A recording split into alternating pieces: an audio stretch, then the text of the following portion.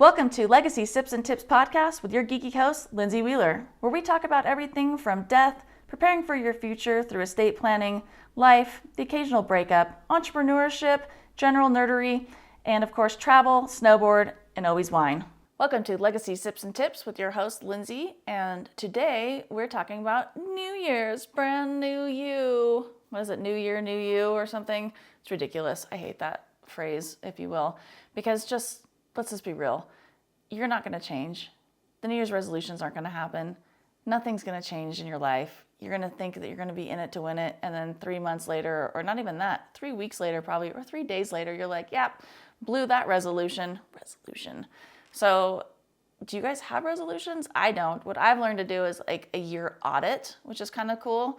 I learned this, I think, from Tim Ferriss, where instead of doing resolutions, because most people don't fulfill them, and then they feel bad after they do that. They're like, oh, I don't have the willpower, I don't have this, the ability to do something or make these drastic changes, because we're creatures of habit. This is not going to happen. You're not going to make these drastic changes like you think. Everybody goes to the gym and everyone's like going to be healthy and they're going to work off that Christmas and Thanksgiving, food gluttons. You all know, like people who are consistently going to the gym, you see the influx of people, and it is like, cool, they're there for 3 weeks, maybe 4 weeks tops, and then you get your gym back in February. Hooray. Especially by Valentine's Day, people are like, peace out, I'm gonna go eat some chocolate. So yeah, New Year's resolutions usually don't work, and I think they historically have not worked. I think there's actually like scientific data about how resolutions don't work, and then they make people feel crummy about themselves for not fulfilling their obligations or their to-do list for the new year, or whatever it is. So I've learned to do it like a life audit or a year audit, if you will, going through of like, what did go well? What did I do? What did I accomplish? These are good things that I have done throughout the year. What are things that maybe I can improve for the next year?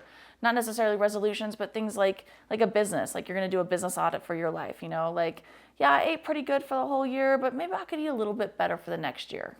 Baby steps, little small incremental things that you're actually able to achieve, as opposed to like, drastic things. You're going to go work out and run 20 miles every day or something crazy like that. Just, commit yourself to small baby steps that are incrementally that you can build upon. Like maybe you'll just go to the gym once a week. Maybe that's a big step, and that's easily achievable. You can make it the time to go once a week, and then usually by that point you're like, oh cool, maybe I could do two times a week or whatever it is. So those things that you can actually achieve and make yourself feel good by doing them. So do that life audit instead of make resolutions. So let me know, do you guys do a life audit? Because that's a new thing that I kind of learned, and I've been doing it for the last couple of years, which I think is kind of fun. I do it for the business, and I do it for my life, of things that I want to work on, improve on, look at the year, kind of maybe do a vision board, if you will, if you're into that. I like doing those. That goes on my computer for the year, and I can see things that I kind of want to do or planning that are in the forefront for me, and then going through and seeing what have I done on that vision board. Have I, nailed a lot of those things or not? So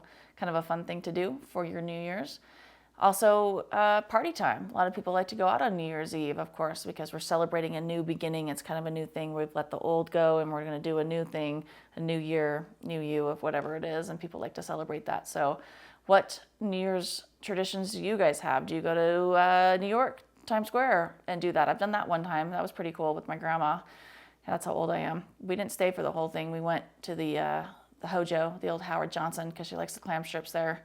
I think I was like 13. It was pretty fun, actually. And then all the crowd just started coming, and my grandma was like, we're getting out of here. And I was like, that's fine. My crankiness comes from that side. That's my mother's mother. Makes a lot of sense. She was pretty ornery, and I love her for that. But yeah, so we went to the old Hojo, the old Howard Johnson, got some clam strips, New Year's, I don't know, circa 90-something, early 90s. And then we peaced out before the crowds got there. So I got to see it, but not see it, if that makes sense. Also, it was cold as all get out there, too. So we left that, but I've done traditions. I've gone downtown where I live, done that. That was kind of fun. Also very cold. Sometimes it's not the best environment. Some people get crazy, people get drunk, people get dangerous, people drive.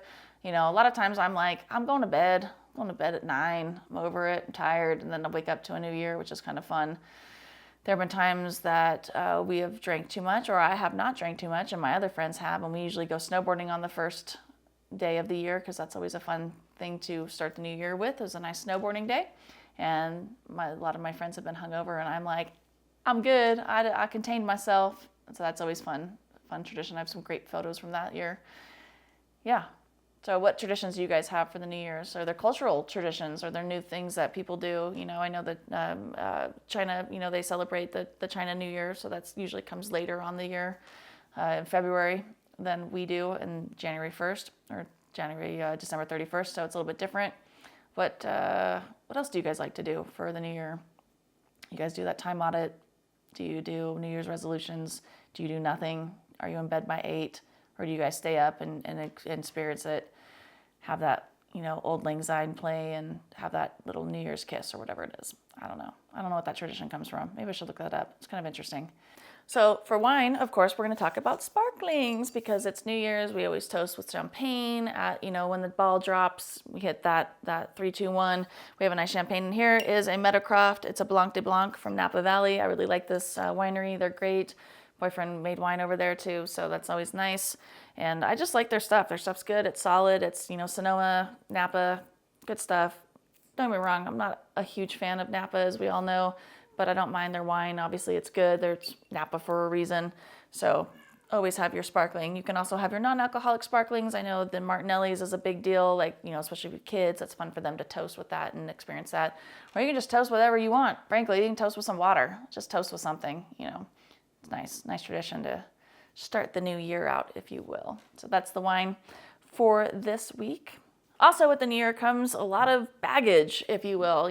Sometimes people think, well, man, I didn't do anything this year. I didn't accomplish anything. So maybe they're doing that year audit or they're doing resolutions and they're just like, man, I feel like a piece of garbage. I have not done anything for myself. That's okay too. Life is lifing and life is happening and the world is a dumpster fire.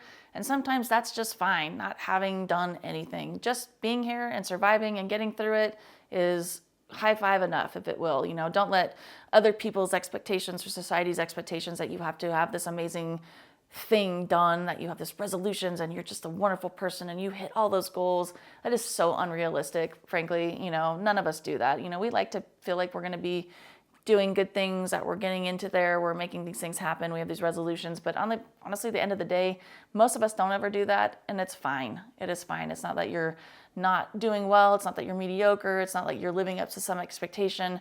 Frankly, like I said, a lot of us are just trying to get by during the day. We're just trying to make it happen. We're trying to work on our businesses, we're working for other people, we're just trying to get by. So don't think that you have to have these crazy lofty goals and that if you didn't hit them that you're not a good person. You are a good person. You're just living life like the rest of us are. So that's why I think resolutions are kind of crappy too, because then you feel like you didn't do those things and maybe you feel like less of a person or you feel like there's expectations you should have hit and that you didn't. And so I don't really like them for that either. I think they put a lot of pressure on people and we have enough pressure as it is. So we don't need any more additional pressure on ourselves. So if that happens to you, have your grace for yourself that it's okay, and we'll just, you just start a new day. It's like with ADD. It's like some days things don't happen and I didn't do a good job on it, and we just go, well, we're going to try that again tomorrow and see how it goes. That's with life. Just let that happen. So for this year, we don't know how it's going to go. It's a new day. It's a new dawn, whatever that song is. It's kind of a fun one. So, just know that just do the best you can. Be nice to each other. Have a good year, and we'll just do it. We'll just take it how it goes, and nothing more than any of us can do. So some of us are super excited about the new year and what the new beginnings for the next 4 years are going to bring. Some of us are very not happy about that and very stressed and very worried. And, honestly, the best thing you can do for yourself is get that estate plan in place. I know it's a crazy plug. Get your estate plan in place, everybody. It's the best thing you can do, but it is. It's a good thing that you are able to prepare. You're able to take care of things. You're making sure that that generational wealth is staying where it's going to stay. And you're able to provide for your loved ones, not putting through that probate process or that governmental process of that probate through the courts. It's a nice thing to do for yourself and for your loved ones, making sure that everybody's set up and that you are in control of your things, particularly also with certain relationships. If you're a same-sex relationship, some of those things may be changing. We don't know. I doubt that they will be changing, but who knows? Who knows anymore? So it's better to be prepared on the front end, to be proactive, than to be defensive on the back end and scrambling to get things taken care of. You can take care of these things now. And frankly, before the end of the year is a great time to get that done, just particularly because things are going to be changing, and making sure that you are safe, secure, and happy with your family, provided that things may change. We don't know. Again, I'm doubtful that they will change, but again, I've been surprised this last year on things. So making sure that you have those things in place. Again, it's the best gift to start the year off. And that's one thing you can check off your list. It's an easy thing to check off your list. Of course, we make it super easy for you to get your estate plan done and affordable. So I know if you've blown all your money during the holiday time, spending cool gifts, partying, what have you, this is a really easy way to get that one thing off your list right from the get-go. And then you will feel good. You're like, at least I got that one thing done for the year. So let me know if you want to get that done, get it started. Of course, you can always find us at yourestateplan.online for the do-it-yourself or do-it-for-you more affordable option. And of course, I'm at High Sierra Legal as well for that more concierge boutique handlings. I don't even know what they call that. So of course, you can always find me at yourestateplan.online to get that affordable, easy estate plan done once and for all and check that off your to-do list. And then you can say, look, at least I got that done this year. Hooray. And of course, when you think of death, think of me. Thank you for listening to this podcast. If you found value, please like, subscribe, and share. And be sure to follow me on all the socials at Sips and Tips with Lindsay. And of course, you can always go to my website, sipsandtipswithlindsay.com, to find more information about estate planning, business, snowboard, travel, and of course, wine.